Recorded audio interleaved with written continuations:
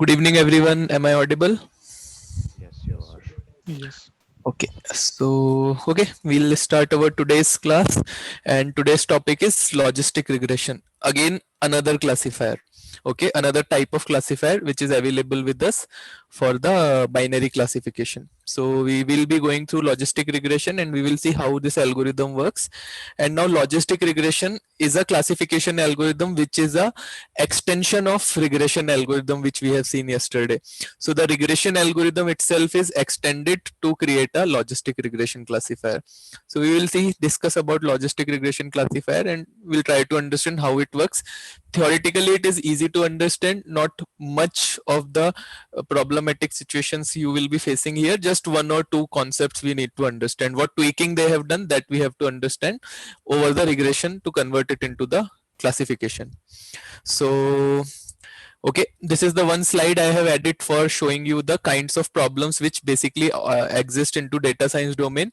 For example, is this A or B? When you want to find out that it is A or B, discrete kind of data classification algorithm.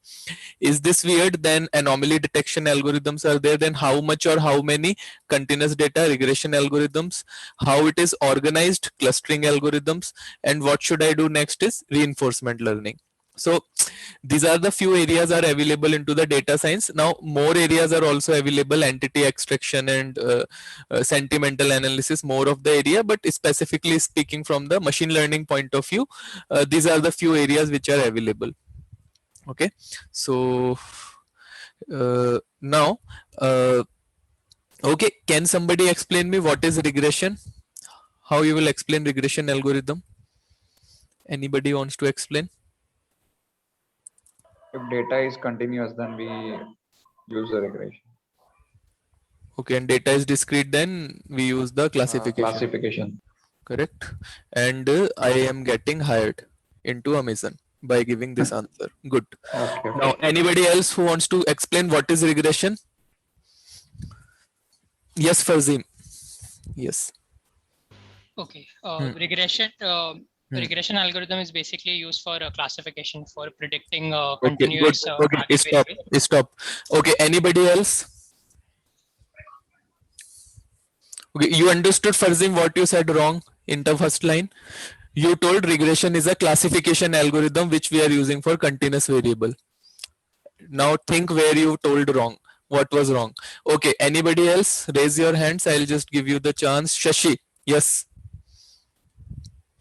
Hmm. Regression is one of the machine learning algorithm which is used to predict based on the past experienced data. Okay. And Every now, algorithm is used for that. There is nothing new in this algorithm.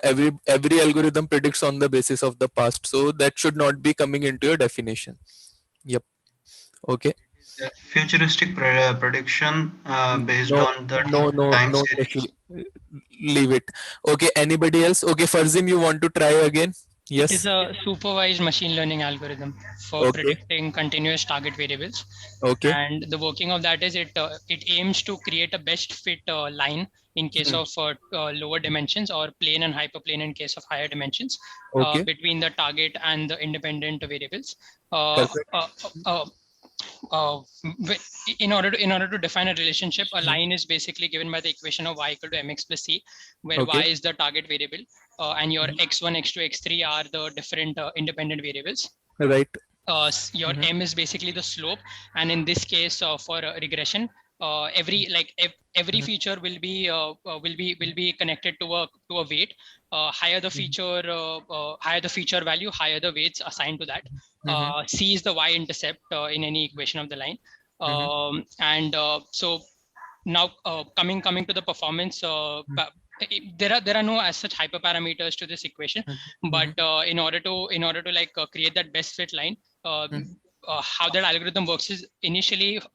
initially like the weights are randomly assigned, and then a best fit line is created, and then a residual sum of squares is calculated, which is Mhm. nothing but the difference between the actual and predicted, the whole square. Square is Mhm. because we don't want the negative values to impact it, for Mhm. all the data Okay. points. What Then will happen if I will not do the squaring? it will give a it'll give a wrong representation of the actual error, because No, but it is giving wrong representation. See, there are some values: mean square error, root mean square Mean error, absolute error. absolute error, mean Yes. absolute error. So why this squaring we are doing? Because see, you only touched up that part. So interviewer can ask you why squaring is being done, because you specifically mentioned I am doing squaring. So because that model will not be generating the wrong predictions or wrong result, it should not be impacted by that By the particular thing. negative. Yes. Because you have focused this much, now interviewer will definitely ask, so why we will do the squaring? What if I will not do? What if I will do? So can you explain? Yes. So let's say you have like temperature data in your system, right? So temperature values can come negative as well. So whenever we predict an actual or predicted value, and that value, if it's negative, then, and let's say your model predicted actual, then actual minus predicted will become overall positive. That's why we square the value, because we just want that we want the focus to be on the difference, similar to the concept of variance. We don't want the negative values to Okay, impact you our overall. are telling correctly. Partially something is wrong in that, but yes, overall your explanation is correct. Okay, fine. Next part. Yeah. So finally, the RSS is calculated for all the possible lines, and the best fit line, meaning where the RSS error is the least, that line is chosen. And I think apart from this, the various advantages of linear regression is that it's very easy and it's fast. It can be explainable as well. But the disadvantages are, let's say, I mean, it's very prone to outliers, Okay. and your data needs to be standardized, because Okay. Talk something about the performance matrices. performance metrics, you can use RSS to give you the error. There's another thing called as R square error. And R adjusted square is not error. R square is not sorry, error. R square, Only R square. R square score. Sorry, yes. R square and adjusted R square. R square basically, if the value of R square is higher, then it says that your model can explain the variation in your data. Variation of the output variable can be explained better if the score is higher. Okay. And adjusted R square is a slight adjustment to the R square, wherein there's a normal pattern in that when you increase a number of features to your model, your R square will increase, but adjusted R square will actually focus on the amount of adjustment in the score whenever a new feature is added or removed. So if you add new features, then if your R square is increasing, then you'll come to know that your feature is significant, and if it's decreasing, then it's not significant, you remove it. Perfect. So good. Then what happened in the first time? Okay, so you have explained so well. Okay, so don't allow somebody else, Nitin, to take your position because of just this silly mistakes. If you will say into the first line, it is a classification algorithm, gone. That time only you are gone. Next line, interviewer will not listen from you. And you also know exactly the same way how Nitin knows, but now Nitin will be selected. Yeah. Right. So make sure you are using the terminologies, keywords properly, as per the proper places, because in between, if you will say give this kind of answer, they will not allow you. Next chance will not be given to you. But okay, very nicely explained. Yes, this is what I was expecting. So regression is basically for the simply, I'll just also give my explanation, probably how I could have explained. So regression is a supervised learning algorithm. It is basically used for the continuous target variable prediction. Now regression algorithm is based on the line. So basically what happens, wherever the density of the observation will be higher, or in mathematical terms, where the sum of square will be higher, in that particular area, my regression model will draw a line. Now this line will be a straight line, and it is represented by the line equation y is equal to mx plus c. Specifically speaking, y represents here the target variable, x represents the feature, c represents the bias, m represents the slope of your line. So basically this particular model will be created, and now suppose if you are having multiple features available, then model equation will be like y is equal to w1 x1 plus w2 x2 plus w3 x3 plus c, where basically w1 w2 w3 are the weights assigned to the each variable. It will be depending on to the quantification or the range of the number available into a particular column, weights will be assigned. So now this model is highly prone to outliers, because your line will tilt towards the outlier for achieving the least residual sum of square error.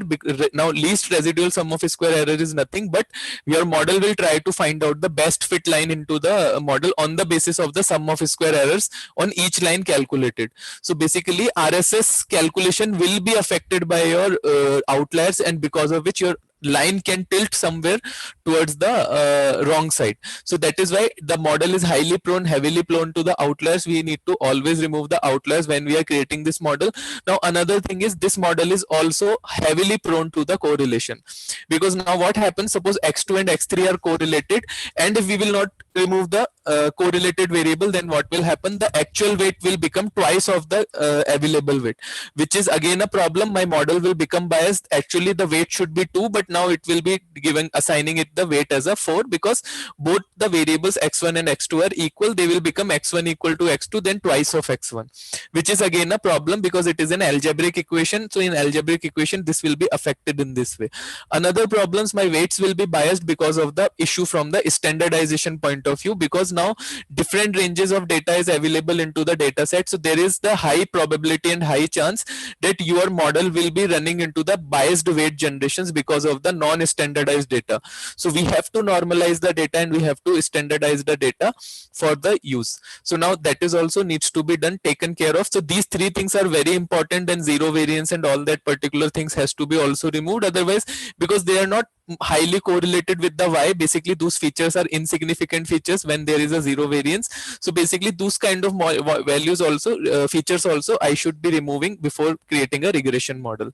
So now basically, as I told you, now best fit line will be found out with the help of residual sum of square. RSS calculation, RSS is nothing but it is the actual minus predicted whole square calculation for each and every observation available into my scatter plot or into my data set will give you the RSS, and whichever line you will be getting the least RSS, that will be the final assigned line for your model. Now the performance of regression model can be checked by the available matrices like R square and adjusted R square. So R square is basically explaining us the amount of variation covered by my model within my data set, or the amount of variation in the data set understood by model is represented by the R square value. Now adjusted R square is something which tells us how much per unit change is happening into the R square value on the basis of my addition or removal of a particular variable. So basically both these matrices are the most important metrics. Then apart from this, we are getting other metrics also available, F statistics, P value and all that, which are not that much important, but F statistics is also representing whatever definition you know, you can explain that definition for F statistics. So basically this is an example, the model which I explained you, this is the model which only with the one feature. Now suppose if I will be having multiple features, my line will be converted into the plane in 3-dimension system, or if it is will be more than 3 dimension, then it will become a hyperplane. So basically on this plane, hyperplane or line, the prediction happens. This is called as the prediction line. At the time of prediction, for any kind of data point, we can directly do the prediction on this particular prediction line, and we can generate the outcome. Now how much difference is there into actual and predicted will be again decided by the residual sum of square or the least RSS based line, which is a best fit line. So this is how you can actually kind of explain the regression model or regression algorithm into an interview by taking pen and paper also, where you will be keep on writing the appropriate equations for the regression model, appropriate explanation for the residual sum of squares error, and these things you will be keep on creating. If you know the formulas for F stats and R square, you will be writing that also, but generally they don't want you to write that R square or F stats formula, they just ask the definitions. So that is how we will be explaining this. So now that is what is basically now regression. Now tell me what is the range of this regression line, not regression line, what is the range regression model can handle? Suppose 50 to 100 or 0 to 100 or 0 to 1000, 0 to 1 lakh, 0 to 1 crore, what range it can handle? Your target value can be having which particular range? It is continuous, right? It can be within any range. Okay, so what should be that range? Correct, it can be any range. Now what should be that? Minus infinity to plus infinity. Plus infinity, yeah. Okay, so minus infinity to plus infinity. Okay, somewhere there will be in between 0. So now it can tackle any kind of data in the range of minus infinity to plus infinity. Guys, go on mute when you are not speaking, some background noise is coming. Okay, so now minus infinity to plus infinity. Now what happens, Now this is basically giving you the continuous data, continuous variable. Now what happens, I need to do the classification. Okay, suppose now this is the equation, y is equal to w1 x1 plus w2 x2 plus, yes Anusha, w3 x3. Yes Anusha, any question? Okay, so now what happens, so for this particular equation, the output y will be continuous or discrete? Yes, y will be discrete or continuous in this case? Continuous. It will be continuous. It will be continuous. Continuous. Now in case of classification, y will be continuous or discrete? Discrete. Discrete. Okay, now problem here is, if I want to create a classification model, I have to somehow convert this particular continuous value into the discrete value. So basically I'll take one example, IPL dataset. Okay, for the one dataset I will be taking, for example, runs, how many runs a particular batsman is scoring, now matches, how many matches he has played, and how many wickets he has taken, and run rate, okay, average run rate, and then target variable is available. Okay, now you have some values available. Now these are your particular variables, okay, features. Now what happens, I have target variable select, not select, okay, selected, not selected, okay, selected, discrete variable I have available. Now what happens, so this is actually this is where machine learning is having a use and application into the your games also. So in IPL they really use machine learning algorithm for finding out the cost for the particular batsman. So now you know that they are selling this Dhoni 7 crore rupees, or other batsmen for 2 crore rupees or 1 crore rupees. So now if there will be a problem given to you that for this IPL season you have to predict how many runs a particular batsman will be making or particular player will be making, so which particular algorithm you will be going to use for this particular scenario out of all the algorithms which we have studied? Regression. Okay, now tell me, suppose you have to find out, your customer is giving you the problem, IPL is your customer, he's saying now I want to fix the what should be the price of each player in my team. Suppose Kolkata Knight Rider, what should be the price of each team into each player into my team, so which algorithm you will be going to use, and historical data they will give you. Okay, Again, now regression. Yeah. okay, now third, K use nearest this. neighbor. Okay, who is this K nearest neighbor? Deepak. That's for classification. Okay, now third, okay, third business case. Okay, now IPL wants you to find out that now there are a pool of players available.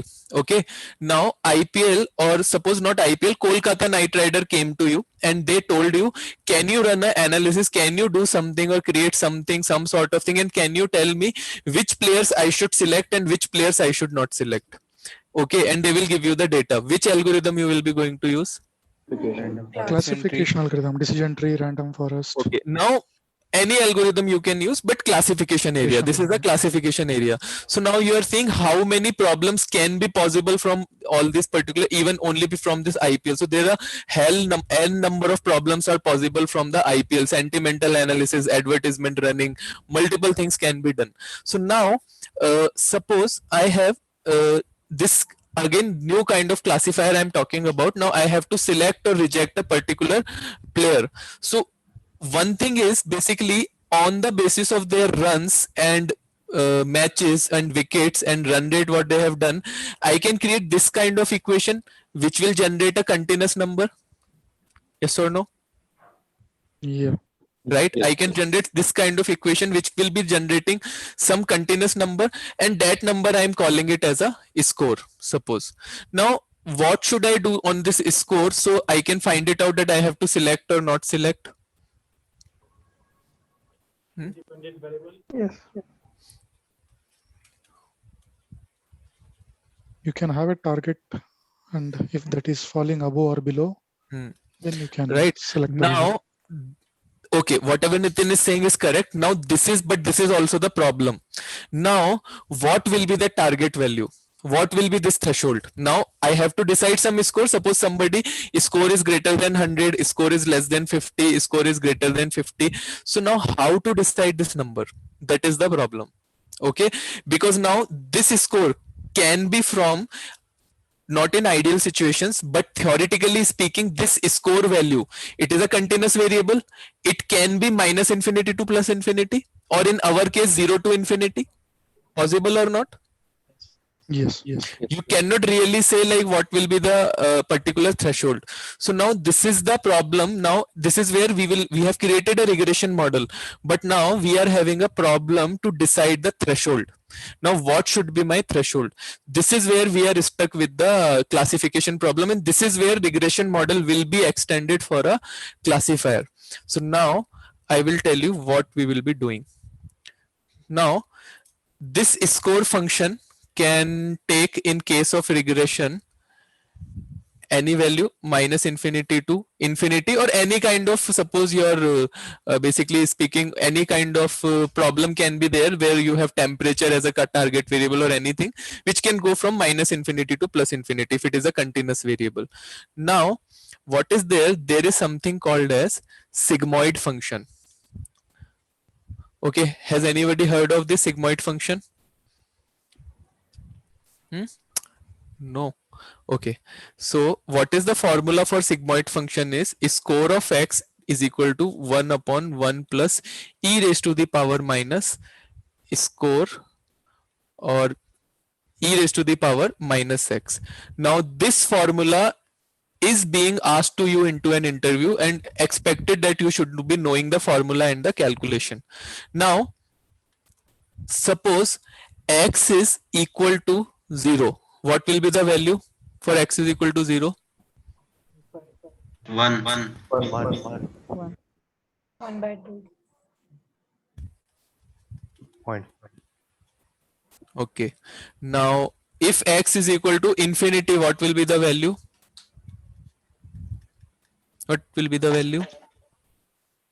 1. 1. If it, what is 1 e raised to the power in minus infinity? 0. 1. 0. And minus infinity? 0. Same. Okay, Same. Oh, sorry. so take calculator and all that, do Yeah, this. yeah. Okay, so now this calculation you have to remember, because they will ask you to do the calculation and show them. Okay, now what happens, what is the property of the sigmoid function? That sigmoid function will convert your data between the range of minus infinity to plus infinity is 0 to 1. What is this called as 0 to 1? Where you have seen 0 to 1 or 1? Scalar. Standard scalar. No, yesterday when you were teaching us Normalization. Okay, okay guys, probability is the correct answer. Now because many people has spoken about normalization, what is the difference between normalization and standardization? It is an interview question. So thanks whoever has told this, because I had to teach you this also. It is not in your syllabus, but I had to discuss because it is being asked into an interview. So it is fine if you guys doesn't know, but if somebody knows it, can they explain what is the difference between normalization and standardization? Don't know. Okay, we will discuss that first. Okay, at least standardization, you guys tell me what is standardization. If the data is dispersed and if it is scaled between 0 to 1, it is called standardization. Standardization is basically used for the creating the data set in dimension that unitless. If there are two But parameters where normalization their we just weight is convert it distributed, to convert the data between 0 to 1. Okay, tell me the formula for standardization. x bar minus mu divided by sigma divided by square root of n. Z scores only. Yeah, Okay, yeah. now formula for normalization is x bar minus x max divided by x max minus x min. Normalization formula. Now x max and x min is what in your data set, what is the maximum value, and in your data set what is the minimum value. In your column, maximum value and minimum value is max minus min. This is basically nothing but range. Okay, range is equal to max minus min. Okay, so it will give you this. Now what happens, second difference I will be writing, you guys tell me how. Not affected by outliers. Okay, affected by outliers. Now do you explain me why this is affected by outliers, why this is not? Because of the maximum value. Max mean value. Correct. Now in normalization formula, you are taking the, guys go on mute. Okay. Now what happens in normalization formula, because you are taking the range in the denominator, so you are taking maximum value and minimum value. So suppose assumption here is, if you have not done the cleaning of your data set and you are directly doing the normalization, then what will happen, the values which will be generated by after doing the normalization will be affected by the outliers. Your values will be somewhat tilted towards the outliers and values will not be actually the proper values. Now in case of standardization, because in the denominator we are not using the maximum and minimum range, it is somewhat not affected by the outliers. Okay, now both standardization and normalizations are used for converting your data or bringing your data into the particular range, into the lower range. Both are same thing. Standardization and normalization both are being done for the similar purpose only, for reducing the range of your data. Now tell me from the interview point of view, which one is best, a standardization or normalization? Standardization. Okay, which one you will be going to use, standardization or normalization in your projects? Standardization. Okay, so you will answer to your interviewer, if my data, sir, I will do the outlier analysis. If my data doesn't contain any outlier, I will go with any of the technique, standardization or normalization. Both will give me the similar kind of results. Suppose if my data is prone to outliers or I have the outliers available into my data, I will be going with the standardization surely. Okay, safer side, nobody goes with normalization into the analytics industry. Everybody blindly goes with the standardization because of the obvious reason. But in interview point of view, they can ask you many times. I have seen that many of the interviewers are asking what is the difference between standardization and normalization, and students are saying both are same, which is correct, but interviewers are not accepting that answer. So there are two types of interviewer. One is who themselves doesn't know what is standardization and normalization. So when to them you will tell both are same thing, they will be happy and they will say okay, and then you will explain them x bar minus mu sigma upon under root n. So they will be happy, yes, both are same, because they also doesn't know. The interviewers who knows this concept, they will not be taking your answer. Okay, because there what you have to tell both are the same things, but the way of calculation is different. Write the formula for both of them, show them the formula and tell them one is affected by outliers, one is not. So both the things can happen, because some people can come tomorrow and tell me, okay, how come you are telling, sir, and I give this answer that both are same and I told z-score formula and that interviewer has selected me, so you lied to me. So I'm not lying, the problem is they themselves doesn't know. And you will get a lot of people while you will be giving interviews, a lot of you will be getting this experience, because I'm keep on getting the feedback and the interview experience from other students that said that interviewer doesn't knew more than me, I was unnecessarily afraid. Okay, so with you also these kind of things will happen, where you will be explaining the concept and the interviewer will not be able to ask you the question. Okay, but as of now you guys have to think that probably if you will be unfortunate, I will be your interviewer. So we have to prepare with that particular perspective. Okay, other things we can handle. Fine. So is it clear, standardization and normalization? That is all. Nothing big is there in this. In this, when we do the standardization, we get between 0 to 1. Yes. And when do the normalization, that also gives the same, or it will be different? It will also give you the similar kind of numbers. Okay. Okay, so but just only way of calculation is different, so that difference you guys remember, that's all. Okay, and sometimes they ask, sometimes you may not get this question, but safe side you should know this concept, because many of the students told me, sir, they asked us this question, because I'm collecting from them the questions. So when I'm giving interview, so I will also be prepared, right?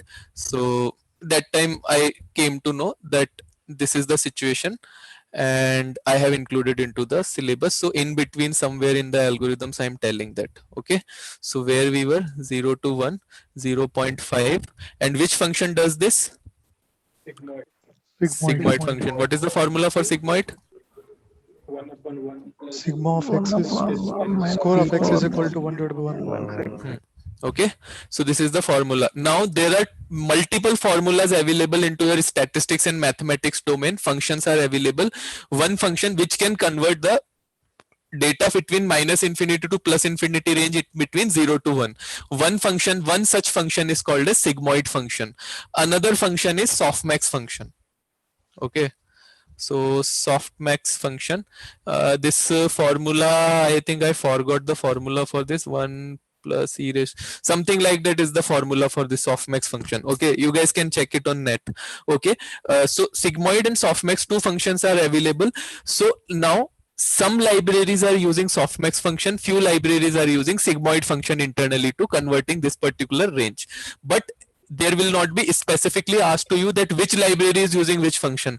They will just be interested into the concept how this conversion happens. So if you will tell, sir, it is a sigmoid function and softmax function which converts the range, I don't remember the formula for softmax. Sigmoid function I remember, 1/1 plus e raised to the power minus x. But if you will say both I don't remember, that means then how you are understanding then how it is calculating. So you have to tell in that way. Now what happens? Yes. Normalization, standardization, they also reduce the scale of our features, right? Whatever value we have. Yes. Sigmoid is also doing the same thing where it is reducing it between 0 to 1. So I'm just confused over here, like why do we use this one when you already have normalization and standardization? Okay, so we will discuss that. Okay, now again, now what happens, now how we will be deciding that what will be the threshold. Now what should be my threshold if I want to do the classification between yes or no or 0 1 0 1? What do you think, what should be the threshold I should put? 0 and 1. Greater than 0.5. Right, so simply I can put up, but now how model does this calculation is, I will tell you. So everybody is clear, this is the score line only, the score which is coming from here, the score which was into the range of -infinity to +infinity is converted into the range of 0 to 1. This is everybody clear till here? Yes. Right, now suppose score line. Now I have suppose 0 1 0.5, suppose 0.3, 0.7, 0 0 0 0 0 0 0 0 1 1 1 1. Now for the, so this is the target variable, selected or not selected. Now for achieving the maximum accuracy, what should be my threshold? 0.7. Okay, 0 0 0 0 0 1 1 1 1 1 1 1 1 1. What should be my threshold for achieving the maximum accuracy? 0.5. 0.4. 0.4, right? Anybody is having any doubt why it should be 0.4? Okay, now 1 1 0 0 0 0 1 1 1 1 1 1 1 0. What should be the threshold value to get the maximum accuracy? 0.4 itself. Again 0.4, but then there will be some misclassifications are happening. Yeah, the error. Correct. So these two conditions which we discussed, these are the ideal conditions. This you will never get. Okay, because this is the ideal condition. This kind of data set you will never be getting. You will be always getting less than 100% accuracy. So now what happens, what your model does in your Python specifically, I'm saying what logistic regression does into Python algorithm, finally after converting all the values, okay, all the scores when it will be generating 0.4, 0.2, 0.8, 0.9, or whatever scores it is getting, suppose 254, 252, 268, 272, all these scores will be passed through the sigmoid function and will be converted into the range of 0 to 1. And in that particular range, what it will do, it will finally assign it into the line, and finally on, so this is your training data now. On this training data, basically it will define one threshold. Now what will be the threshold? Now what model will be created? Threshold is 0.4. Anything greater than 0.4 will be classified as 1 in the test data. Anything which is less than 0.4 will be classified as a 0 in your test data. So now this particular decision making of the threshold in Python, it happens automatically. Okay, in R programming, it is a hit and try method. You have to manually define the threshold, that what threshold you want to take it up. So now this happens into the R programming by what we could call it as hit and try. Here in Python, it happens from the this particular functionality. Now, one question which has been asked, why you are not using standardization and all those kind of things? Because again, I told you multiple algorithms can be used. Standardization is one area. Z-score can be used, softmax function can be used, sigmoid function can be used. Now the statisticians who developed this algorithm, they have decided to go with the sigmoid function. Okay. Now, any question till here, how this classification will happen here? Utkarsh sir, just you said like in order to define the target variable, we have taken this threshold limit for this one condition, that is only for a score. Suppose with 2-3 variables are there in terms of conditional things to identify. Okay, one more thing, just one wait, I'll just tell you one more thing. So what is the equation of regression? W1 x1 plus W2 x2 plus Wn xn. Now in logistic regression, what will be the equation? Equation will be 1 upon 1 plus e raised to the power minus y is equal to 1 upon 1 plus e raised to the power minus W1 x1 plus W2 x2 plus Wn xn. And what is this Wn? This equation is, this is representing a single score which will be converted into your one single value between 0 and 1 for thresholding purpose. Yes, now you ask the question. Yeah, I said while defining the target variable, as you said, like we have only score as a basis right now to decide the threshold limit. Suppose multiple variables are there with some condition to identify the threshold, then for each variable this calculation will be needed, as you explained. What is that condition? Suppose right now you said, see, I have this variable, variable 1, variable 2, variable 3, n variables. I am calculating the score. Okay. And I'm generating the passing from the sigmoid function, right? Got it. So if multiple variables are also there in condition, we can do like that. Yeah, it is for multiple variables only, right? One variable generally we doesn't do. In dataset, you will be always having more than 2 or 4 or 10 variables.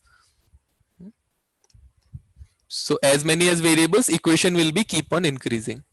So, but this process will be keep on doing for the say all variables. For all the this all the variables is what? This is the variables. In this equation, all variables came. Yeah, right? That's what I'm saying. Correct. And now when you are converting, this is that equation. So all variables are covered, right? Suppose, okay, what is your name? Arvind. Okay, Arvind. Okay. Now suppose Arvind. So Arvind has scored 218 runs. He has taken 50 wickets. He has batting average of 24 something, and number of matches played are 120. Right? This is x1, this is x2, this is x3, this is x4. Yes. Now what will happen? W1 x1, some weights will be generated, W2 x2. Okay. Now this equation, sorry guys. So now this equation, basically W3 x3. Now suppose weight is 0.4, 0.2, 0.8, 0.9. Some weight is there. Now 218 into 0.4, 50 into 0.2, you will get some score. Yes or no? Yes, now yes. This score I am passing into sigmoid function. This is what? Okay. This is the 2824, right? Yes, and it will now finally give me 0.0819 some value between 0 and 1. Yeah, right? Got it. And now I know the class of this particular person. Now I will see for this particular score what happens. Now what happens in case of regression, what we could have done, we have to go into the data set prediction line, Okay, and we will be seeing, okay, exactly 0.0819 score is available into my data set or not, and what was the decision in the past, selected or not selected. But now what will happen, because already trained model is there which is telling us threshold is 0.4. now is this value less than 0.04 or greater than 0.04? 0.4. It is less than 0.4. Yes, right? 0.0819 is less than 0.4. Yes or no? Now what will be the decision for Arbind? 0. We will not be selecting him into the IPL. मतलब ऐसे assumption है, we will definitely select him, but assumption, okay, for explanation purpose, because my calculation went wrong. So this is how we do internally. The model will be working in the production environment. Utkarsh, this threshold is automatically decided for maximum accuracy? For maximum accuracy. Okay, Yes. okay. Yes. Now in R programming, okay, just give me 1 second. I just want you to see R programming code also. I have something. Just 1 second. Let me search. Okay. Are you guys able to see the screen? Yes, Utkarsh. Okay. Okay, na? So this is my GitHub repository. Okay, you guys can go here. All these codes are in R. Python codes I have not uploaded. I'll show you. Logistic regression you are able to see. This one. Okay, so R programming is easy. It's nothing. I'll just explain you what happens. Okay, this is what I have done, bucketing. Suppose age column is there, so now bucketing will convert your age column. So I am converting the continuous column into the categorical column. So what I have done, I have defined the buckets 21 to 25, 25 to 30, 30 to 35. So actually my continuous variable has been converted into the categorical variable. So these kind of things also you can do. You can try into your capstone project. Okay, fine, let's not go into this. So now here what happens, this particular place right now I'm checking build confusion matrix with the threshold value of 0.5. So now with the help of 0.5 I will be creating, and then finally I will check what is the accuracy. Now again I'm trying with 0.7, then I'm trying with 0.2, and whichever threshold I will be getting the highest accuracy, that will be the final threshold taken for my model. So in R programming, what happens in R library, this is a manual effort. In SAS also it is a manual effort. So R and SAS, this is a hit and try method. You have to create multiple models with different threshold, but the best part is that threshold will be lying between 0 to 1, and this is where the statisticians came up with this sigmoid functionality. Because if they would have not come with the sigmoid functionality, they would have calculated this from minus infinity to plus infinity range. But now this hit and try they have to do only for 0 and 1. And now so when God has created this world and programming languages and all that, R came before Python. Okay, so R was not that powerful as Python is nowadays. So at that point of time, multiple things into R programming and SAS programming was happening manually. So basically to avoid this multiple hit and try, they came up with this particular functionality of sigmoid function. Otherwise there is no reason. Minus infinity to plus infinity also, if directly with Python we will be using that, it can identify. But now for Python also, because of the sigmoid function, this hit and try is reduced. Number of iterations are reduced for finding out the best result. So use easy codes only. They are not very tough codes. So you guys can go through it. If anybody wants the code, they can take it up from here. I have R codes, Python codes, statistics, machine learning. So anything you guys want, you guys can take it up from here. Okay. So Utkarsh, when we categorize the data, like you showed in range in terms of age, so we will get the threshold limit for all the ranges which you have defined over there. Correct. Now what will happen? Where is that? Now what will happen? Same, that age column will be now new column it will become. So for 25 to 30 you will be making it as 1. For all other it will be 0. Suppose Arbind age is lying between 25 to 30. So only for Arbind that variable will be 1, all remaining will be 0. One hot encoding. You remember? One hot encoding. Does anybody remember one hot encoding? Yes. Right, similar kind of thing I am trying to mimic here with my column. So kind of I am converting it into the categorical column. Okay, so now one more thing I need to explain you before I'll go into the next part. Okay, till here, any question from anyone? We have created a lot of hodgepodge here, but yes, that is the fundamental concept. Okay, now before going into other concept, let's read few of the slides also. Same thing. Now, types of regression. So linear regression, logistic regression, polynomial regression, stepwise regression, ridge regression, lasso regression, elastic net regression. So these many types of regressions are available in your course. We have linear regression, logistic regression, ridge regression, and lasso regression, and elastic net regression. Now, linear regression and logistic regression I will be teaching you. Ridge, lasso, and elastic net are the part of deep learning area. So in deep learning area, you guys will be learning it. Okay. Now, logistic regression use cases are basically into binary classification. So logistic regression is not a multi-class classification. It always does the binary classification: win versus loss, buying versus not buying, response versus no response, default versus no default, attrition versus retention. This kind of area you can use the logistic regression models. Okay, now what happens? Any kind of value in the range of -infinity to +infinity, when you will be passing through the logistic regression model, will be always converted between 0 and 1. This particular curve is called as S curve, or another thing is basically this is happening via the sigmoid. Sigmoid curve, S curve, or logistic regression curve is the name. So this is the same visual representation of the theory which we have discussed just now. Conversion of -infinity to +infinity into 0 and 1. Now, again, same formulas it is showing. Okay, S curve related thing. Now what happens? This concept, another concept which I want to discuss with you is odds ratio. Okay, now what happens in case of logistic regression? W1 x1 plus W2 x2 plus W3 x3. The calculation of weights happens via the odds ratio. Okay, so odds ratio is basically odds is equal to probability divided by 1 minus probability is equal to P upon Q. Probability of success and probability of unsuccess. Now this weight calculation in case of logistic regression happens via this odds ratio. Now what happens? Suppose you are having this features available: runs, wickets taken, number of matches played, and then target variable.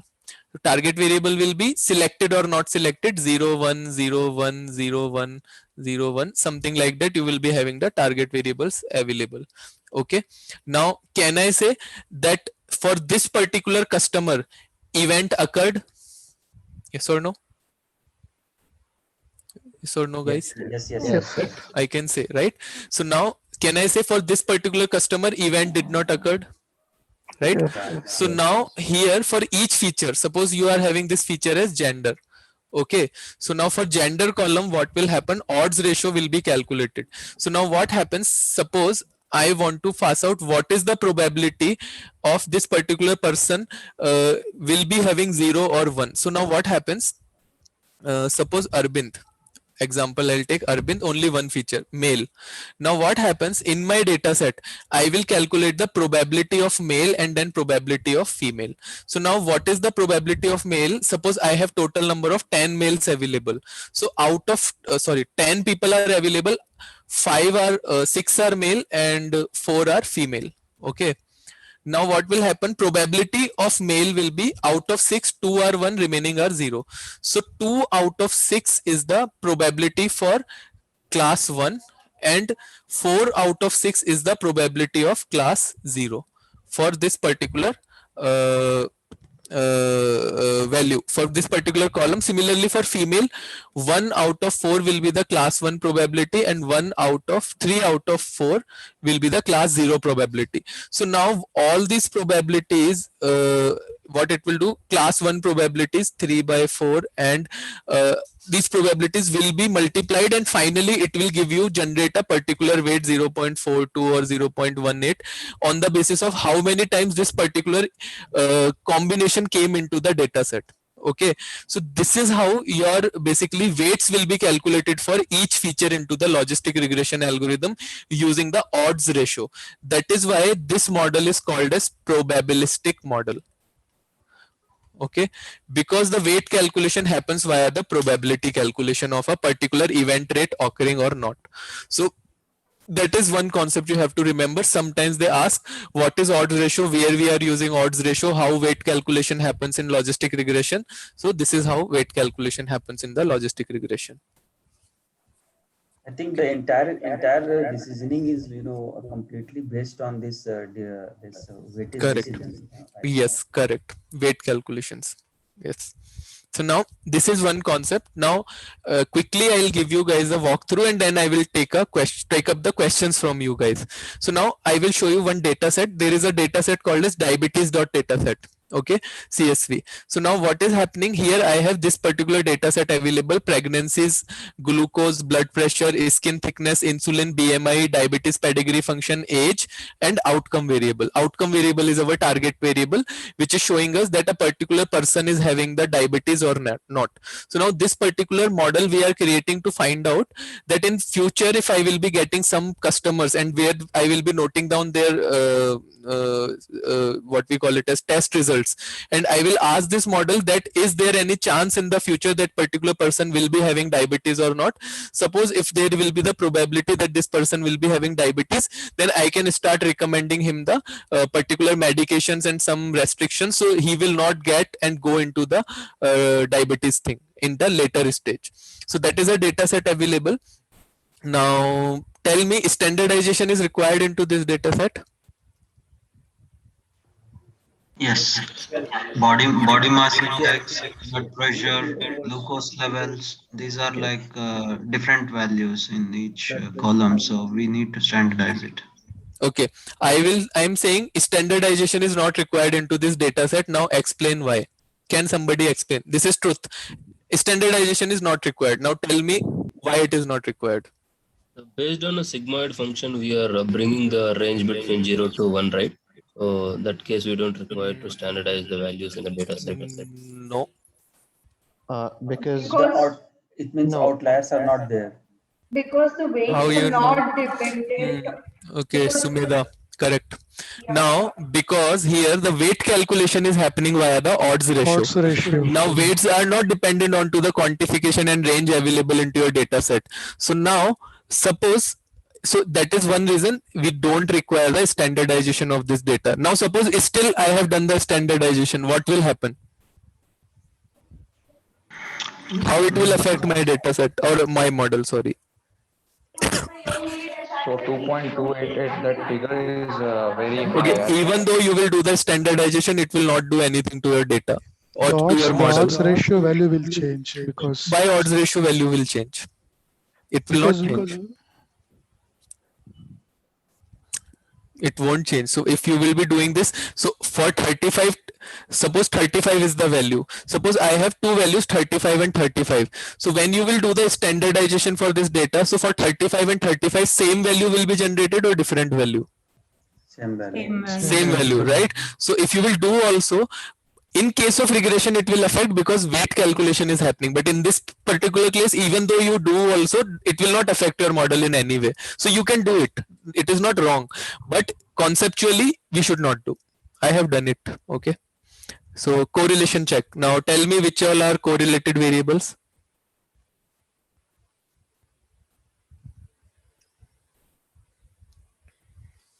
Insulin, blood pressure. Insulin and blood pressure. No, they are not correlated. there are no correlated columns because Yes. nothing So is there more are than 0.75. yes. So there is no correlation into the data set. Okay. So fine. That one EDA is done. Now visualizing the data. Simply I am just trying to understand the data by visualizing. As per the domain knowledge, that body mass index and plasma glucose concentration. So what is the insight from this graph? Can you tell me some insight? there are some outliers. They are highly correlated and there are some outliers Yeah. with respect to plasma and as well as body mass. Most of the values are between 50 Okay. to 100. To me, it looks like there is no relation between BMI and glucose. So where you guys are seeing the relation? Tell me. There is a correlation. Then just now we have checked that there is no correlation between the data. Yeah. right? We can And see only the outliers. I'm also not able to see any correlation between BMI.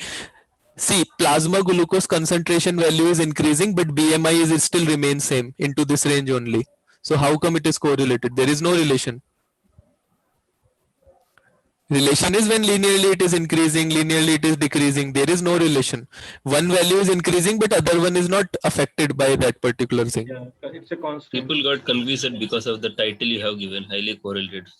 That is sorry. So I'm checking that highly correlated feature basically why I have given. Okay, so why highly correlated I have given. So let's see BMI and plasma glucose concentration. Where is glucose?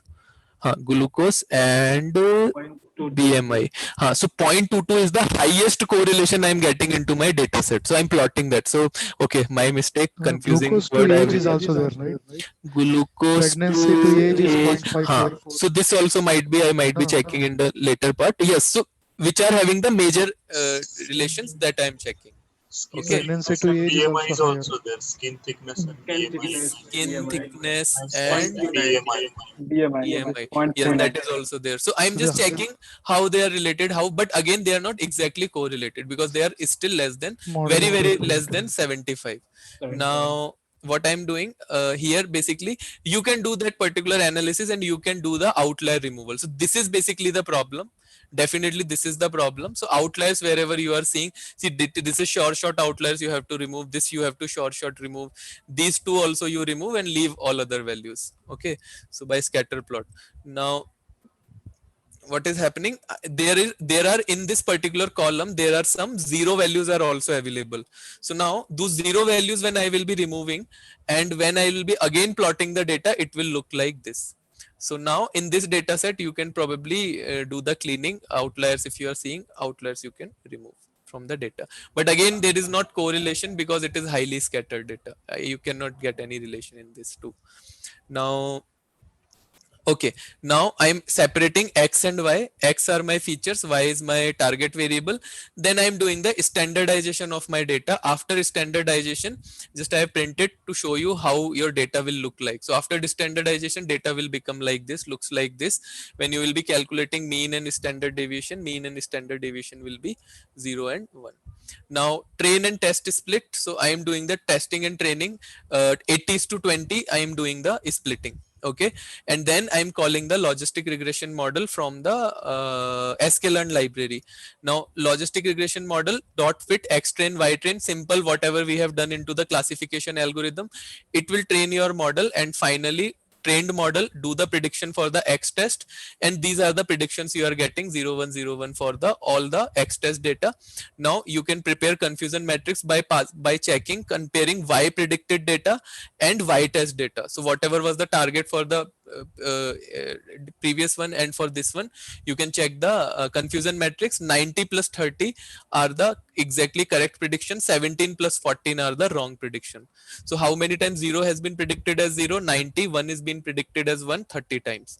Okay, now this is something fancy metrics. Okay, so fancy metrics you can see, and then accuracy scores, 79% is the accuracy of my model, precision is 68, recall is 63, and area under the curve is 86%. So pretty much acceptable model, not the great model, but acceptable, pretty much acceptable model. Now you guys can probably do the outlier analysis and other kind of things, outlier removal and all that. Probably 80 to somewhat 85 86 you guys will be able to increase the accuracy. So this is basically all about your logistic regression model. Code wise, logistic regression is very easy. It is just a simple classification algorithm. Just do run the dot fit function, but just conceptually you need to understand how it is working. So that is all about the logistic regression model. Now if you have any questions, you guys can ask. Okay, in this particular model, accuracy is important or performance is important? Yes, anyone? Okay, what is the difference between accuracy and performance?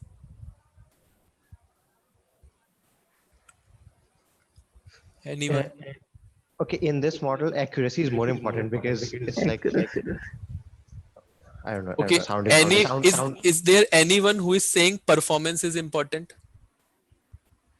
Anyone? Anybody is having this confusion that performance is important or not? Here we don't have any performance parameter. I mean, R Okay. square or adjusted R square value. Okay, if you guys will go through the CART algorithm class video, there clearly I have discussed about the model performance and model accuracy. Now, second thing, from where you are bringing the regression algorithm R square into the classification algorithm. Classification is different, regression is different, clustering is different. So now you cannot tell me that I will be creating a elbow curve into the logistic regression. So this kind of answer you are giving. So I cannot compare R square with the here. So definitely R square is different area. Now classification we are discussing about. So we have clearly discussed there performance, model performance and model accuracy. Now what all are the model accuracy parameters and what all are the model performance parameters? You guys are not studying. Yes, anyone? When you were telling that cancer patient, if someone has to get medicine, it is important that one reads as one, as in if there's a chance that that person can have precision, recall, area under the curve are called as performance matrices. Confusion matrix is called as area under the confusion matrix, and score is called as accuracy matrix. Now, first of all, can somebody give me the difference between the accuracy and performance? You guys forgot everything. I explained each and everything into the CART algorithm class. Yes, what Samir is telling correct only, whatever Samir was saying. First he has told wrong. So first of all, just be clear, in this model, performance is important, accuracy is not important. Now Samir was giving the correct reason why it is not important, but he told accuracy is important. That is why he is failed into the examination. But reasoning he could give correctly, but answer he gave wrong. So anybody wants to now discuss why performance is important, what is performance, what is accuracy, and what I am discussing? Can somebody give me some clarity? Because guys, now we are into the last class of machine learning. Tomorrow will be naive Bayes only. Now today I want you guys to explain me all this concept, not me. I should explain you. And for proving purpose that I have discussed, I have the video proof available, that in that video I have discussed. So can anyone explain? Okay, this is a life and death situation for a patient. Yes. Health domain. Yes, if it's a company, suppose you gave example of Coca-Cola company. If it's filling less than the required amount, it could get sued. Correct. But if it's filling more than the required amount, it then need not might not be the problem. Yes. Similarly, in this case, if someone is going to be sick and he's not getting the medicine, that could be problem. Correct. Yes. Suppose I am saying Samir will take the credit card, but he has not taken. That is not an issue. But when I am saying Utkarsh is not having diabetes, but actually he is having diabetes, that is a problem. Correct. So Utkarsh is having diabetes and model is also predicting he is having diabetes. That is called as what? Which matrix? Precision. Performance. भाई साहब मतलब तुम लोगों का मतलब I am scared now. What is recall? 0 is recall, 1 is 1 is When one is guys, now you tell me what should I do now? What is recall? Just now Samir explained what is recall. When one is taken as one, so when one is predicted as one is called as recall. One is called recall. Okay, what is area under the curve? True positive rate versus false positive rate. Okay, for other people, have you guys previously, before this class, have you guys have heard of area under the curve or AUC, or have you seen somewhere this curve in any of the algorithms? Yeah. It is, or it looks too new. Anybody is there who is saying, no, first time I'm seeing this area It under is the the curve? graph which gives between the false positive rate and the true positive rate. Correct. So whatever Rishikesh told is also correct. Nitin is also saying the correct. Okay, what is area under the curve? Explain me in detail now. So like 86% of the time, it's statistically like the one is predicted as one. One. And the remaining is the false positive. Like in this case, 86% times it says one will be one. see 86% is the area covered under the curve. So more the area, so false positive rate is high. Sorry, true positive rate is high. Okay, true positive rate is high, false positive rate is less. Now, more, can you explain me about area under the curve? Okay, AUC basically, I'll try to explain. So AUC is basically area under the curve, stands for area under the curve.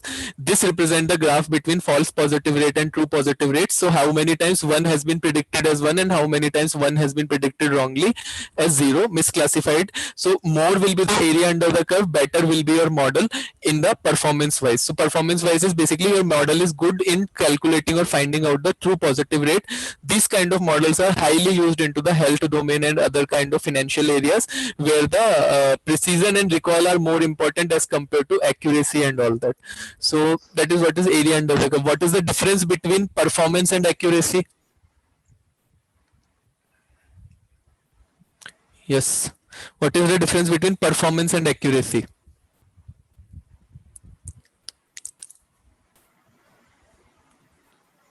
So accuracy will give you like how many times 0 is 0 and 1 is 1 types. And performance, you can know either sensitivity depending on the domain. Like healthcare, we might need say how many. Okay, it is not depending on to the domain. For any domain, you can calculate area under the curve, right? Yes. Yes. So basically, accuracy is basically how many number of times you are doing the correct prediction. When I say correct prediction, basically 0 as 0 and 1 as 1. So total number of correct prediction divided by the total number of prediction into 100 will give you the accuracy. Now performance is represented by precision, recall and area under the curve. So basically these are the metrics which represent how many times 1 has been predicted as 1 out of the total number of 1 predicted. How many times 0 has been predicted as 0 out of the total number of zeros are available. Basically how good my model is in separating zeros as zeros and ones as ones. Okay, now, okay, that example I should not get then. Okay, I want you to understand one example, but I'm not sure you guys will get confused, but it is okay. I should tell you that. Okay. I think you guys are eligible to understand that particular thing. Suppose I have a target variable available. Okay. Now I have observations available. Now features are available x1, x2, x3 and x4 and then 0, 0, 0, 0, 0, 0. Suppose I have 100 observations available. Out of these 100 observations, 98 observations are 0 and 2 observations are 1. Now in this particular data set, suppose I am training a classifier. Okay. Now tell me what will happen to this classifier, whatever you can think of. The most of the predictions will be 0 only because 98% of your data is saying that it will be 0. The data set is imbalanced, so it will give a higher accuracy. So basically what will happen now, for these two values also it will predict 0. Yeah. Because it will do generalization. It will not never be able to predict 1.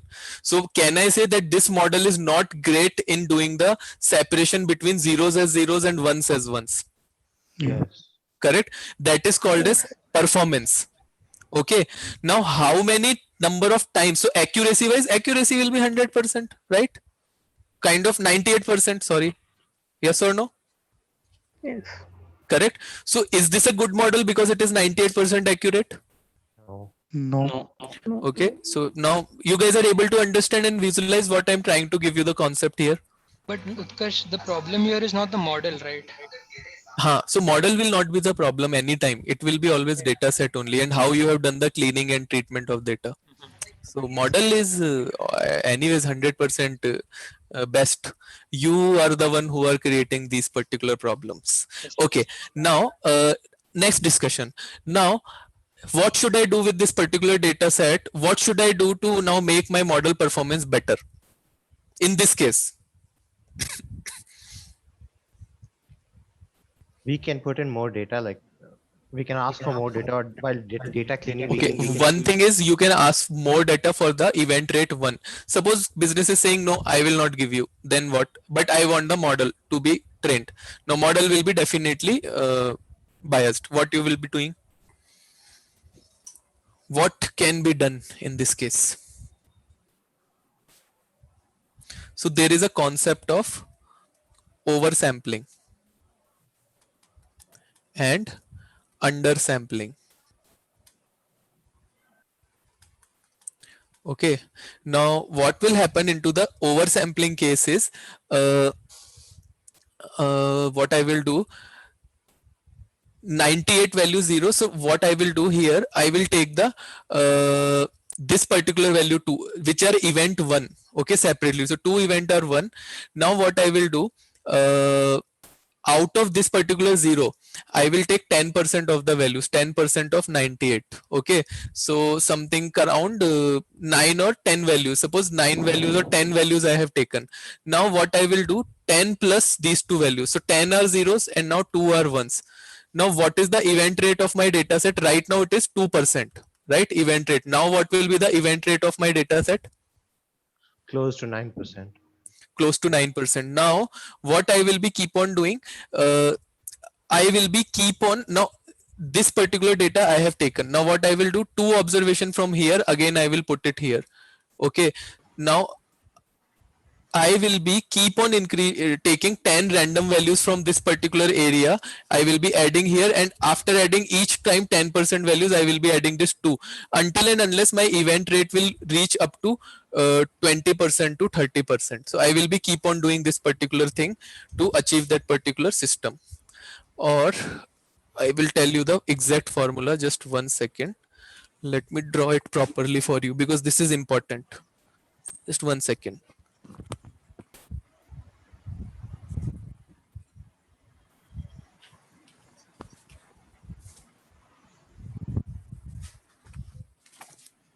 So similarly, we are having cluster based analysis also and smart analysis also, undersampling and what we call it as oversampling.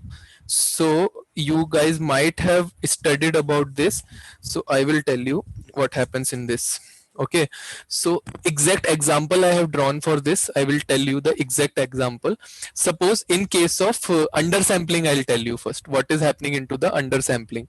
So you guys can take out the notes from the videos at that time. So undersampling case, what happens? Suppose you are having total number of observations as 1000. Okay, now suppose number of ones are basically 20 in this, and zeros are basically 980. Okay, now what happens? Right now event rate is how much here in this case? 2%. 2%. Okay, now what I will do, I will take in undersampling 10% of 980. What is 10% of 980? 98 values. Now what I will do, I will club 98 plus 20, 118. What is the event rate? 17%. Okay, now this process you will be keep on repeating until and unless you will get the event rate as 30 to 50% around. Okay, so this particular procedure is called as undersampling. This is clear? But if we are doing like this, how model will be put? But then what is happening now? We does this when we don't have any other option. Data is not available. When event rate is very low. But model cannot be developed at any cost now by this kind of manipulation of the data. Oh, why it cannot be developed? Now you have 50% zero, 50% ones. Why you will not be able to develop? The data itself telling that 980 is 0 and only 20s are 1. Then how we will see this? But still in some of the cases they will ask you to develop. So these are the statistical techniques available. This is not the right but way. We can explain them some scenarios like how it can impact their business decision. No? Yeah. See, that you have to always inform, because now what is happening in my data set, all the ones are Arvind and Nitin only. Correct? Correct? All the 50% events are who? These two people only. Yes or no? Yes. Correct. So that is the problem definitely, but that is a statistical technique to solve the problem of the imbalanced data set. So yes, correct answer is basically we should not create any model on such kind of data set, but from interview perspective you have to explain these techniques, and in the last you can tell this particular situation what you guys are arguing with me, which is correct. Whatever argument you guys are giving, that is totally correct, that it will be model will be biased, I should not create the model, I should change the data set, but this should be your final answer. Before that you have to tell them, yes sir, class imbalance problem can be solved by random sampling, undersampling, and oversampling, these kind of analysis. A statistical concept. So interview point of view you have to do, but yes, industry wise doesn't do it generally this particular thing happens into the health domain. So health domain they do it because they have sometimes very less data, because when you are testing co-vaccine you cannot test it onto 1 million people, you will be testing only 100 people or 105. So these particular cases we need to do this particular. But if you do it in those domains, it is high risk, right? Because high risk, but they don't have any option available, so they will be trying to identify the probable results. But if your outcome of the data is wrong, then it is so it is better to kill 20 people rather than 20,000 people. Okay. Yes. Yep. So oversampling. Okay. So but undersampling will always lead to overfitting, right? Yes, because only you are only your data everywhere. Correct. Model has not seen other features, but I'm just settling down the event rate.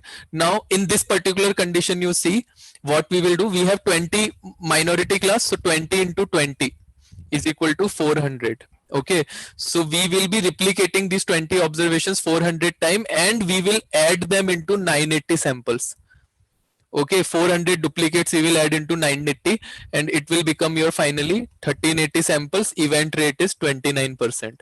So in one particular case data size increases, another case data size reduces, event rate increase or decrease in this particular scenario in this way. So two methods are available, but definitely as all of you are having the thoughts, we should not use this method, highly biased, heavily biased. But yes, statistical methods are available, so you have to study, and interviewer will be asking you majority of the time this question, and you have to answer this. Okay, suppose you are giving we should not build, then also he will ask, okay, I want to build, then what should I do? So this is the technique. Okay. So is this done in industry? Not every industry, because my model will be biased, but yes, health domain they do a lot this thing. Yep. Basically what happens now, 20-30 observations he cannot create the data. So suppose some drug came today, now that drug has been tested onto 30 people, right? Now results came, so now they want to do the model building and all that, so 30 observations are less, so they basically make it as 500-600 observations, and then they increase it by this method. So they does a lot this kind of methodology and all that. So yep, this is the class imbalance problem. So that is how it got handled. Yep. So yes, Farzeen. Can we do k-fold cross validation before oversampling to reduce the overfitting? What is k-fold cross validation? So what we'll do is, let's say you have 1,000 samples. So depending on your value of k, if let's say it's k is equal to 10, it'll divide the data set into 10 different smaller data sets. So and that will be randomly assigned with replacement. Okay. So what I'm saying is, like in your example, with replacement or without replacement? With replacement. तुम लोग पढ़ना start कर दो, seriously बोल रहा हूँ मैं. Where happened this with replacement? In random forest data. Okay. Now in case of our cross validation, it is random sampling without replacement. Okay. Because you don't want it to repeat in every. Correct. Okay, fine. Now what is cross validation? This process of dividing into smaller data sets. Then why we divide the data? Why we do the cross validation? So if our model is overfitting, that means if our training and test accuracy difference is higher, we do this. Okay, now here in case of class imbalance, my data is having 98 value, another data is having 0 values. So are you doing the model overfitting removal, or you are just increasing the class 0 or 1 values? There is no concept of model in this particular thing. No, So so cross validation cannot be done. no, if you go back to your paint, untied. Okay. So if let's say in this case you had 980 zeros and 21s, right? Hmm. So total 1,000 data points. If I can divide it into 10 smaller data sets Okay. randomly, so Okay. that will 100 each, right? In Yes, case of 100 each, right? correct. Perfect. So in those 100, those 20 itself would be randomly assigned. So that introduces randomness into Suppose my in this that 20 came plus 80. Okay. Now what? All other places you have 100. yes. Yes. But Now what? at least my so this is anyways happening without the k-fold validation as well, right? So what I'm trying to do is No, now don't change your stand. You told me cross validation. Now don't say that it will happen without cross validation. Tell me why you think No, cross validation. See, yeah, it now is now happening for anyways. other people, and for yourself also, try understanding that how in the interview you can dig your own grave. Okay. So yes, explain me how. So yes. Hmm. So okay, fine, yeah. So what I'm saying is before oversampling, I mean before increasing the amount of samples of the Okay, I have smaller now. class. Okay, I have now these 1,000 samples available, which are divided into fold 1, fold 2, fold 3. Means 10 samples are available. There, I have these 20 observations 1, which are available. Now what? After this, what? What should I do? Now when I increase my samples in every data set, that would, so in my first step I'm increasing that randomness so that eventually when I give it to that model, that overfitting reduces in the first step itself before I increase the samples of the lower class, which is the 20. Now this sample will go where from here? So after these 10 samples are there, I can now apply oversampling. So what I mean by that is, now when you will apply oversampling, then why you want to apply cross validation? See, you have done here random sampling, right? Now again you are telling me now over this again I will apply the sampling. No, so oversampling. So why this much sampling you are doing? I did not understand. You have already done random sampling in cross validation. Now again you will apply oversampling. Then what is the funda behind that? So this is all because of the imbalanced data set, right? So my eventual random sampling may solve the issue or may not. But in what is random sampling? What random sampling does?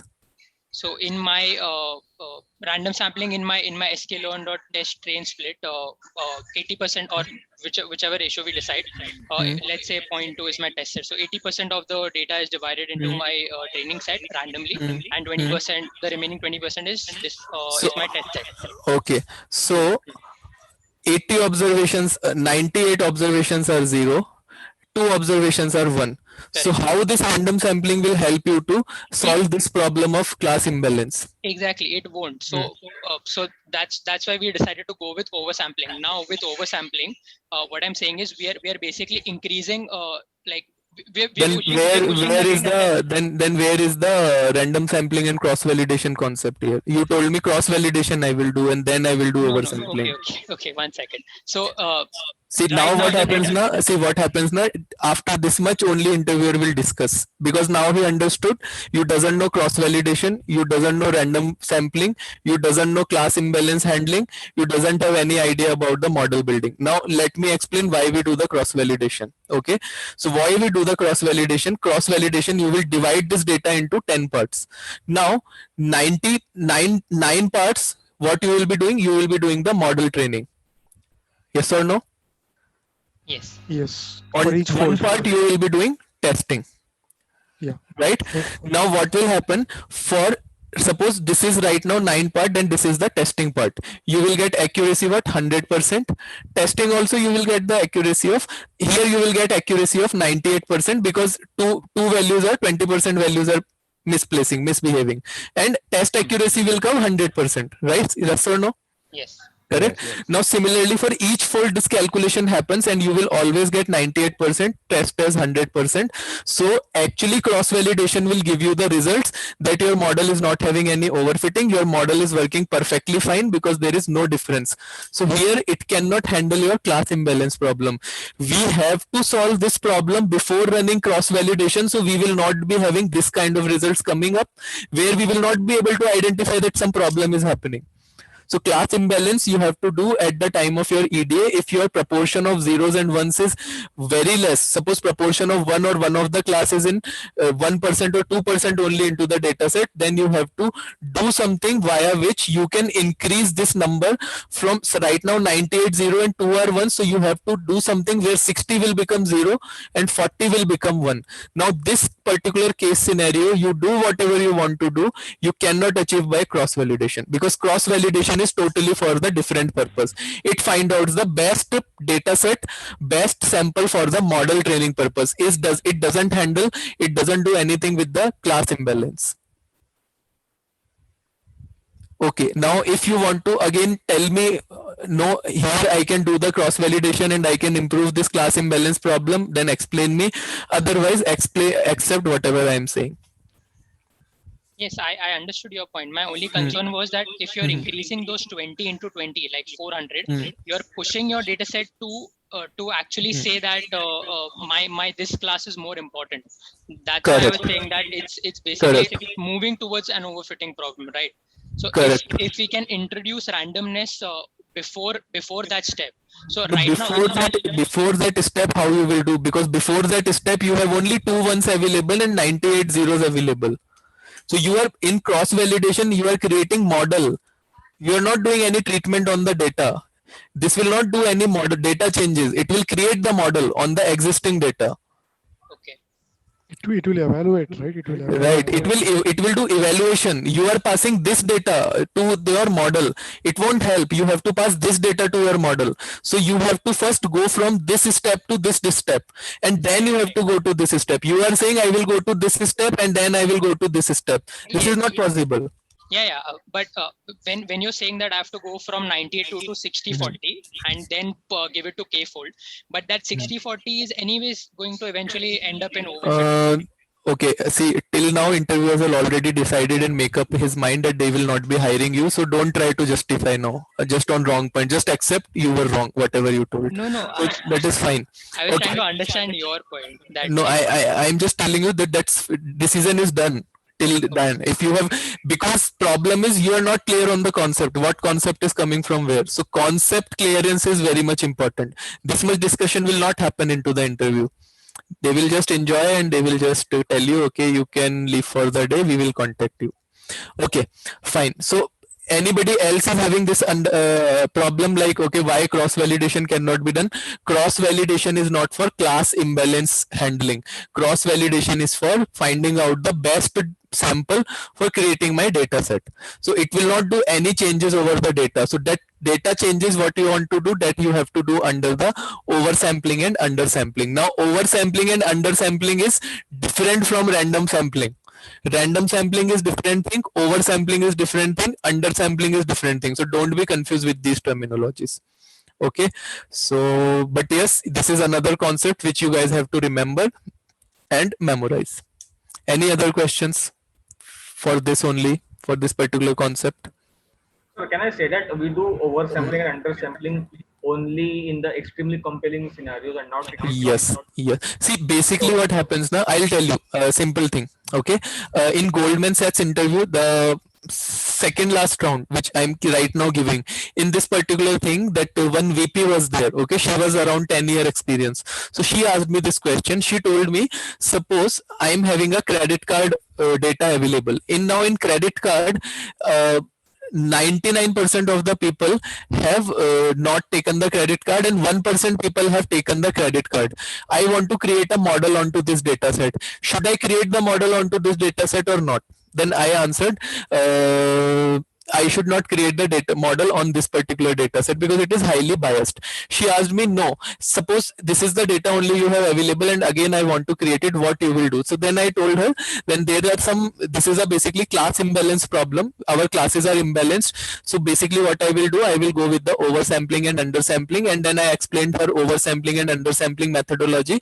And then I told her that after doing this, when my event rate will become 30 to 40%, then what I will do, I will go with the model creation, but my model will be heavily biased into the production because it has only seen that 1% data repetitively for the 40% of the time. So this particular thing in production, there is a high chance that your model will not work properly.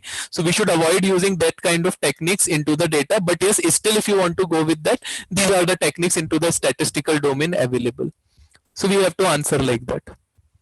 I understand whatever arguments you are giving to me, those are correct.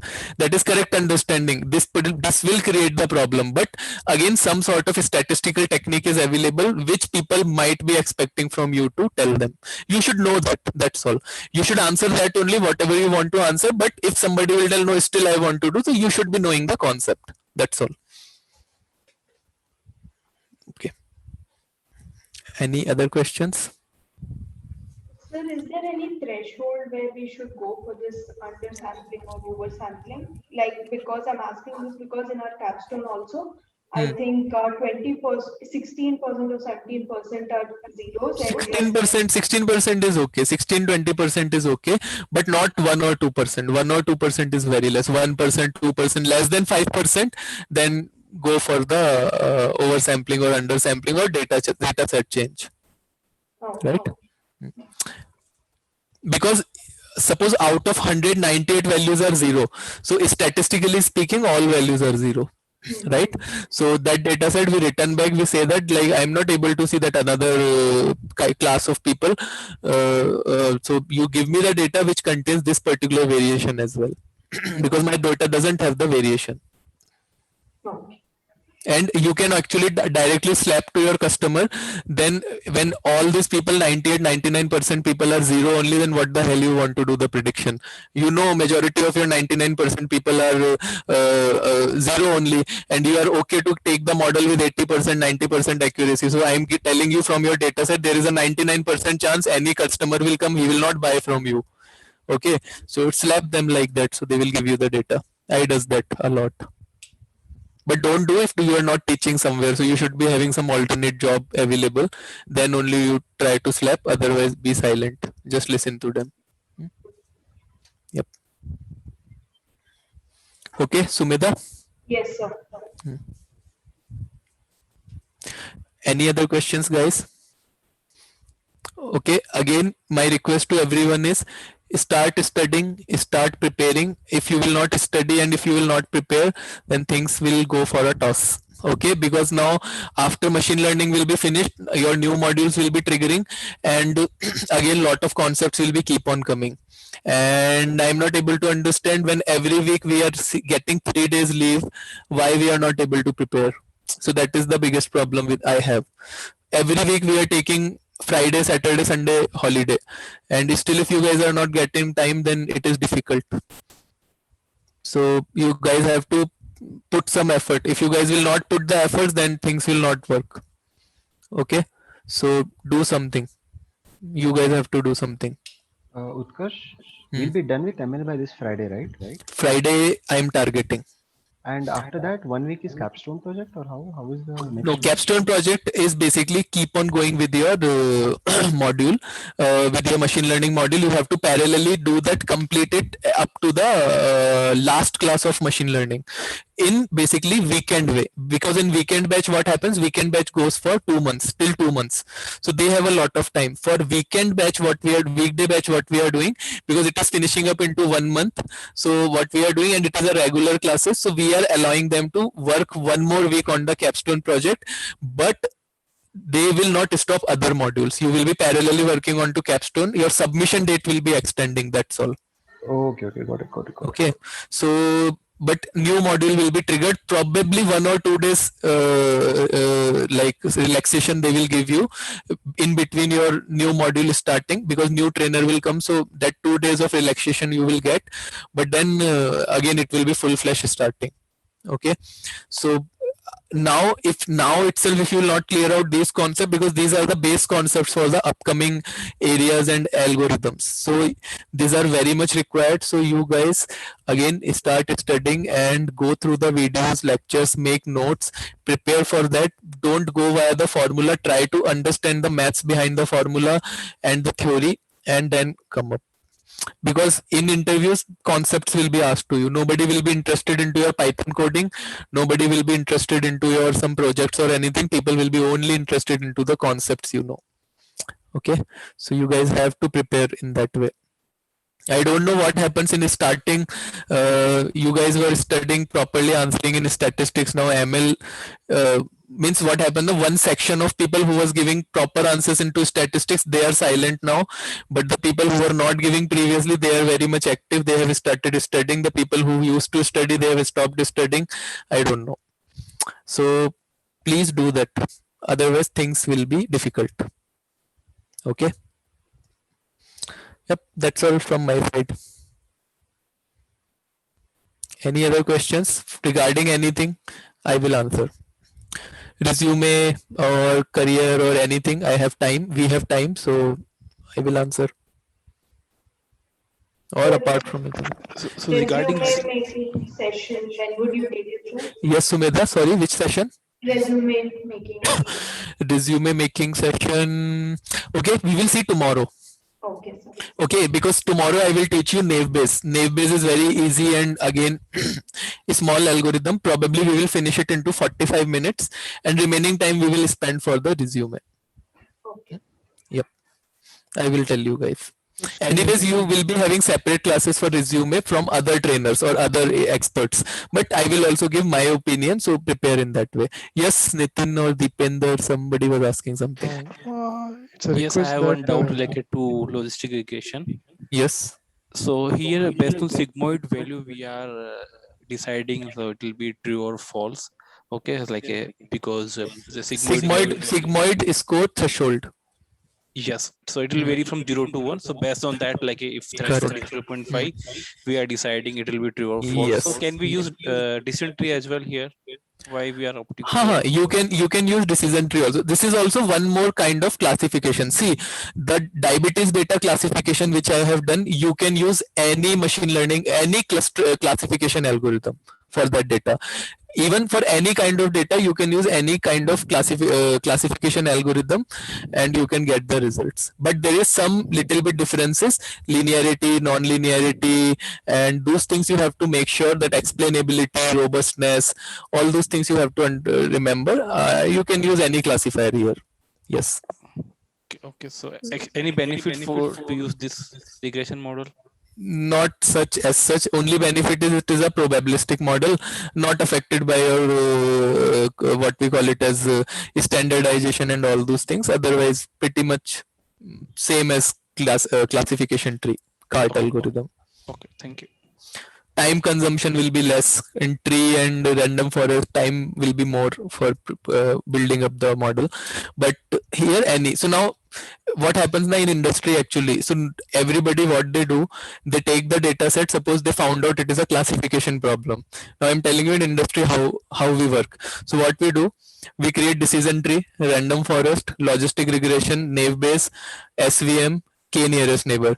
Now whichever algorithm is giving us the highest accuracy, that algorithm we are using. Suppose KNN is giving me highest, then I will deploy the KNN model into the production.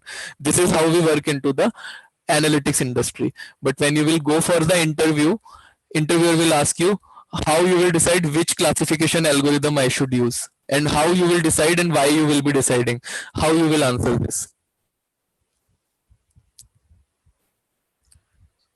If we have to explain the explainability of the classification, then we have to go with the decision tree. And if we don't have to explain, then we go with random forest. Yeah. So in that case, I can go with any other algorithm also, SVM or logistic regression. Depends upon the data. It is a linear data and non-linear data. Then also, if the data is linear, then we can use decision tree and random forest basically. And if it is non-linear, then we use the KNN approach to do this one. And SVM also we can use, right? SVM also. Those are the best algorithms, and SVM is the best one which for the nonlinear data. Correct. So Because you it have has to give extra this sort method. of comparison between the algorithm, why you will be. So basically, again, I'll tell you, because I have just given recently this interview only, so I am just giving you that example. In one of the interview round, one of the executive director, it was from US, New York. So from this New York, this guy asked me, we were discussing on the Skype only, that was a telephonic Skype interview. So he asked me, now suppose you have to do the classification. Now which algorithm you will be going to use? Quickly tell me. I told I will be using any algorithm, decision tree, random forest or anything. Okay, then he told me decision tree and random forest, which one you will choose? Only one you tell me and tell me the reason. I told if you want the explainability part, then I will be going with decision tree, otherwise random forest. Then he told why random forest is better than decision tree. Then I explained him like that, why it is better. But in industry, what happens now, we try with every algorithm blindly, and whichever gives us the highest, we work with that. But interview, that is different art altogether. So explanations are required there. If you will say such kind of things, they will not hire you. Okay, one of the candidate came to me, so I'm telling you what kind of people are coming. Okay, you are much better than them. Just don't spoil your chances of getting into the domain by just not studying. Okay, one person came to me, I don't know I have told you this story or not. In many of the batches I tell this story. So this guy came from Capgemini, and I asked him like, okay, what all algorithms you know? So he told, I know classification and all that. So I told, okay, do you know any algorithm under classification or something project you have done? So he told, yes, I have done one project into my company, and I have used SVM algorithm. So I asked her, okay, so can you tell me, so why you have decided to take SVM algorithm? Why not other classification algorithm? Now this guy told me, sir, what happens? There is one team sitting in Delhi. Okay, that is the superior team. So this team is a AI team. This team tell us which algorithm to use. Then when this team tell us that use SVM, then I apply SVM. So then I asked him, then why can't this team by themselves do that particular thing? Then if they know that it is SVM, then they just have to copy paste the code and then run the model. Why they are hiring one person for telling and another person for executing? He told, no sir, this is the work culture, this is the work hierarchy we follow. That teams tell us that which algorithm to use. So I understood he's faking his experience. He is not a data scientist. First time he's trying to enter into data science domain and he doesn't know anything. Now then next question I asked him, okay fine, but now in Morgan Stanley we doesn't have any team sitting into Delhi who can call you and tell you which algorithm you will be have to use. Now I have data available. Now here there will be no team in Delhi which will call you and tell you in this data use this algo, that algo and this algo. So he told, no sir, you will be there. No, I told I will be leaving next month. That is why I am hiring you. Then this guy was into dilemma, what to answer, then he was silent. Then I told him, okay, so do you know how SVM works? He told, yes sir, I know. So I told, okay, tell me about the hyperparameters. What all hyperparameters are available into this SVM? Again, he was seeing my face. Then I asked, okay, can you explain me the kernel trick? Then again he was seeing my face. Then I asked, do you know kernel trick? What is kernel function? What is kernel trick? Where we use kernel trick? At least can you tell me in which algorithm we use kernel trick? Now you are saying I have already told him everything. All the hints I have given. He was not able. He told me, I have never heard of kernel trick. Then I asked, have you not heard of polynomial kernel, radial kernel, linear kernel in SVM? He told no. So these kind of people I am seeing when I am taking the interviews. Okay, so you guys are much better as compared to them. Okay, and many of you who will be fortunate enough, whose interviewers will not be knowing this concept, they will actually get through also by saying that regression is a classification algorithm, and you will be hired and you will be making my fun of me there, like that. Okay, he was saying it is not a classification, but see, with the same line I went through. Yes, but then you will not be able to survive. Our aim is not to get into the domain. Our aim is to survive in the domain and grow into the domain. Okay, the kind of knowledge we are taking and the kind of teaching I am giving you, guidance I am giving you, I am not giving you just for enter into the domain, but become directors or project managers or product owners going forward in next 1 year or 2 years or 2.5 years. Okay, so I'm preparing my army. So just be the army of data scientists. Don't become an army of the dead. Okay, watch this movie on Netflix, Army of the Dead. It is a good movie. So apart from Agnimitra, everybody should watch. So now prepare in that way. Don't distract yourself at the end of the classes or at the end of the module. You guys were performing very nicely in the initial days. Nowadays I'm not able to see Samir also. He's also not active, he's not giving answers, and I have not seen him also into previous 2-3 classes. I don't know what was the reason. So these people were the most active people into previous classes. I don't know suddenly what happened and they are not able to give the proper answers. So please prepare. And now these are the new people. On the another hand, Nitin, Farzim and Sumedha, Shweta, these people are performing very nicely now. So these people were the tortoise before and now they are winning the race. So you guys should also start preparing. So that's all guys, that's all lecture and gyan I had to give you today. So don't take it as otherwise. I'm just telling you on the personal notes, like prepare it. Okay, I should not say, and don't be offended by whatever I'm saying. I just want you guys to study, and I just want that you guys should not be disrespected into the interview. That's all. Okay, so that's all from my side, and sorry if anybody feels offended or something. My job here is to teach you guys. Whatever it takes, whatever I have to do, I'll take that particular action. So okay, till Friday. After Friday, then all of us will be friends. Okay, so that's all guys. Then we will meet again tomorrow for naive-based classifier, and we will discuss for the resume. Utkarsh, can you extend the Friday's class to Monday? Yes, if you guys want, on Monday we will do that class. Yep. It's too much of algorithm, so yes, because tomorrow, day after tomorrow, sentimental analysis and type IDF, there will be lot of concepts, and then artificial neural network, again lot of concepts. So if you want artificial neural network to be on Monday, that is fine. I'm okay with that, because this Monday, Tuesday and Wednesday classes, these are a smaller one, not much of the headache, because lot of concepts you know, but next 2 classes will be somewhat typical because new area. So okay, fine, I'm okay with that. If you guys want, we will discuss it on Monday. Okay, so yes guys, that's all from my side. So okay, please, I have one question. Yeah, in logistic regression, I'm going through the code. Like I was looking at the code, and there is one parameter we pass, maximum iteration. So what's that maximum iteration?